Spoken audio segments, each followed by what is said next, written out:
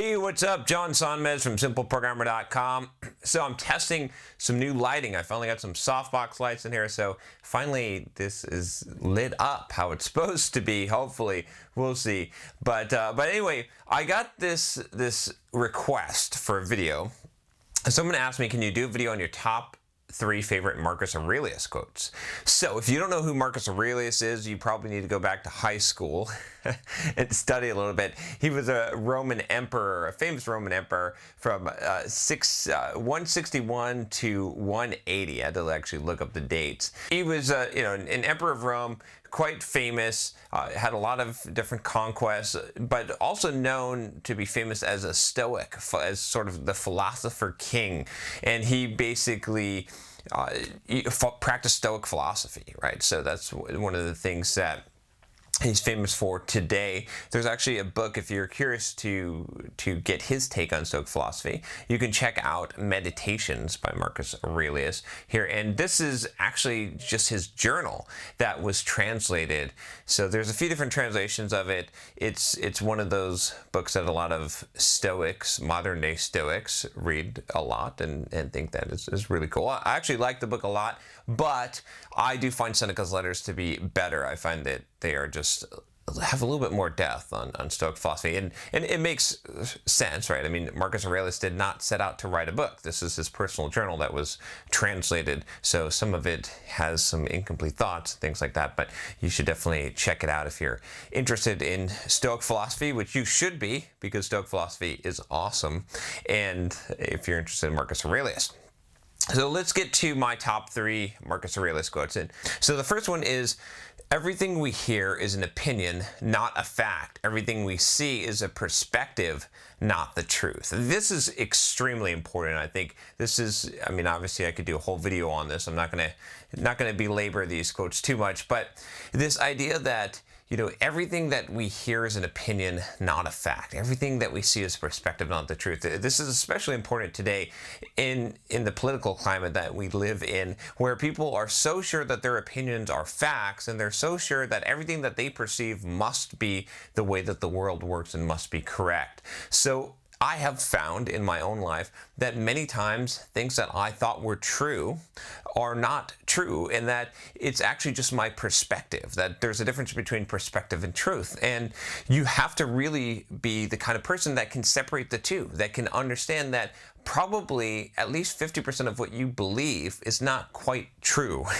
and it's not necessarily that some things are not true, it's just that you never have the full truth, so you're always wrong to some degree. It's just that you're reducing the amount of wrong that you are over the course of your life as you gain wisdom through experience and through knowledge. And sometimes you find out you're just flat wrong and you're pointing the totally wrong direction, and that's going to happen quite a bit with a lot of what you believe. It's really difficult to hold in your mind that what you're perceiving is just your perception. It's not the truth. So many people get so stuck on it. I've always said that you should have strong convictions but loosely held. And what that means is that you should present things and be strong about them when you believe them, but you should be willing to let go of them, realizing that they may not be true, or that they may not serve you any longer. And this is kind of the root of this quote. This quote basically says that. It's, everything that you're seeing is an opinion. It's not a fact. You don't know for sure. Like, you should interpret the world that way, and that everything that you're seeing is your perception. It's not necessarily the truth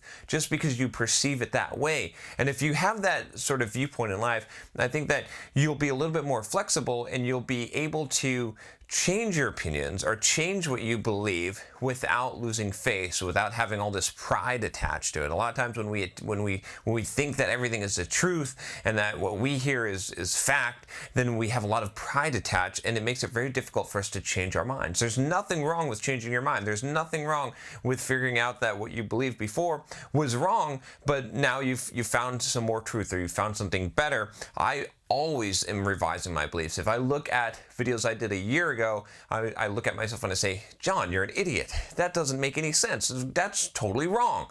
And I'm exaggerating a little bit. Obviously, there's different depths of knowledge as you build on it, but you should always be revising at least your current beliefs, because they're not perfect. They're not, the moment that you think you've got it all figured out, you stop growing and you stop advancing. Next one I have here is the happiness of your life depends on the quality of your thoughts. I think this is another pivotal idea, right?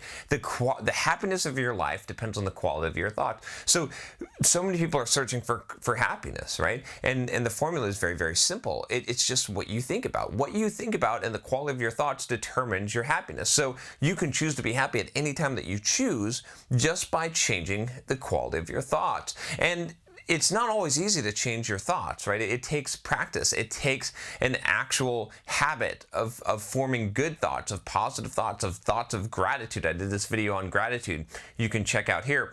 But it takes some practice to do that. But as you improve the quality of your thoughts, as you start thinking good things, thinking better things about people, thinking thankful thoughts, thinking optimistic thoughts, thinking about the good things rather than the bad things, your happiness changes with that. And so, and you'll see a direct correlation. The more happy people think more happy thoughts. It's very obvious, but so many people neglect this. They go and search in life for other ways to find happiness, but they don't realize that it's in their own mind, that they have full control over this. And all you have to do is change your thoughts if you want to change the way that you feel. And this is something that Tony Robbins talks about a lot. I've got some videos on the Date with Destiny I went to, and Unleash the Power Within, and this is one of the things that he talks about a lot. It's very much an NLP type of idea, but it has its roots in Stoic philosophy. Change your thoughts, change your life. And then finally, this one is probably my favorite one of all time, which is how much more grievous are the consequences of anger than the causes of it. This is one of my favorite quotes, like I said, from Marcus Aurelius, because it's so true. How many times you get angry, and the consequences of your anger could produce more harm. They're more grievous than the actual causes of it. So the thing that gets you angry is a slight offense, a mild offense, not really that important, but what you do in response to that anger, that is the thing that actually causes you problems, that actually hurts you more than the thing that got you angry in the first place. And so I think about this a lot when I'm about to lose my temper, as I start to think about whatever consequences are going to come from me losing my temper. That's more likely to be worse than the initial offense and the thing that I'm getting angry about in the first place, and then it can quickly quell my anger. I do this all the time in traffic or on the road at all. Road rage. I can instantly kill road rage by thinking about this quote, and I'll tell you the truth. It really does happen. Even if I'm stuck at a light, the light turns on me, someone cuts me off, and all of a sudden this quote goes through my head, and I think about, okay, this is silly to get angry here, because what is my anger going to produce? It's not going to produce any good. It could produce a whole lot of bad, and I'm getting angry about a silly thing like a light changing or me being a little bit late in traffic. These are things that are beyond my control, and so I'm able to quell my anger in many cases there. But this is something I think to really think about is that how many times you get angry and then you do something stupid. We all do that. And so if you think about this ahead of time, if you realize that the consequences of you being angry are going to be way worse than what is going to get you angry in the first place, it can sort of help you to not get angry, to realize this, to have that thought go through your head, and all of a sudden you calm down and you realize it doesn't make any logical sense. So there you go. Those are my top three, at least the top three that I could come up with, favorite Marcus Aurelius quotes. If you've got some Marcus Aurelius quotes that you want to leave below in the comments, go ahead and do that. I would love to hear what are your top ones. I'm a big fan, like I said, of Stoic philosophy. If you are, I definitely recommend, like I said, Marcus Aurelius' Meditations. Go pick up that book and go through that. It's a pretty short read, but it's a good read. If you like this video, if you'd like to hear more Stoic philosophy, I plan on doing some Stoic philosophy type of videos in the future. Definitely click the subscribe button and you will get those videos. Anyway, if you like the video and you are a subscriber, give me a thumbs up and let me know if you like the lighting. Talk to you next time. Take care.